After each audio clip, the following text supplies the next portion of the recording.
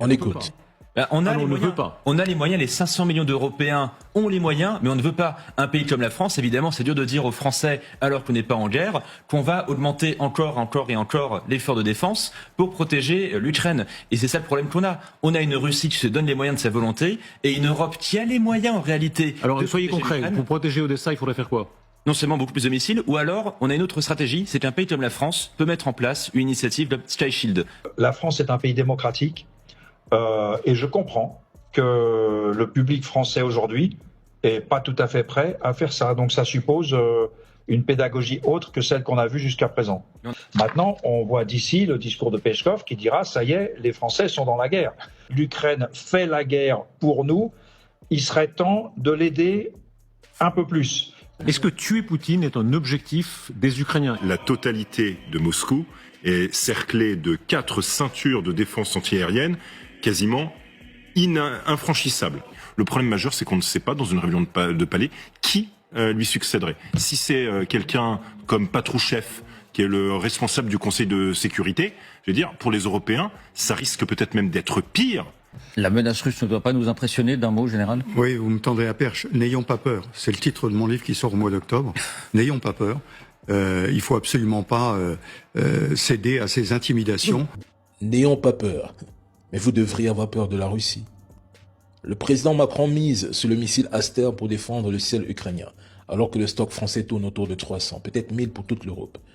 Je constate que les dirigeants européens adorent le spectacle. Un Oreshnik va 2 fois plus vite qu'un Aster. Même avec 48 missiles Aster, vous ne parviendrez pas à intercepter un seul Oreshnik. Et puis, il y a un autre acteur à LCI qui affirme que les Français et les Européens devraient continuer à soutenir l'effort de guerre. Mais cela fait déjà 4 ans que les Européens ont décidé de soutenir l'Ukraine en ponctionnant l'argent de leur population et en fragilisant leurs propres économies.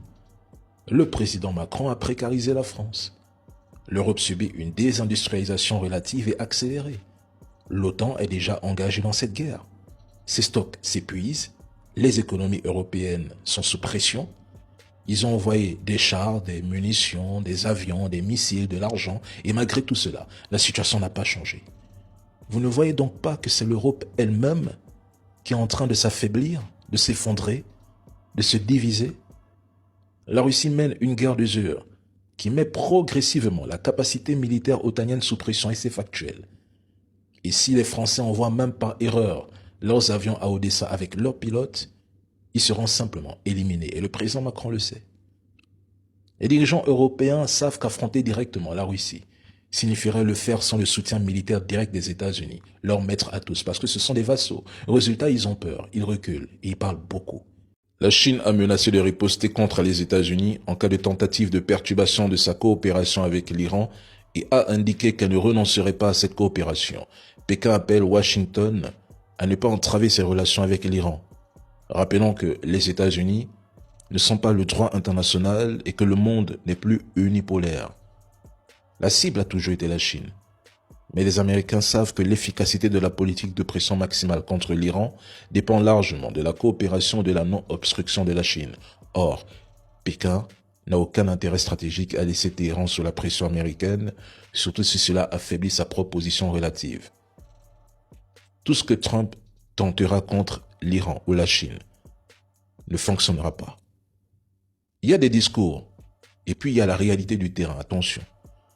Menacer d'exclure certains pays du système dollar alors que ces États développent des solutions pour s'en passer montre les limites du pouvoir américain.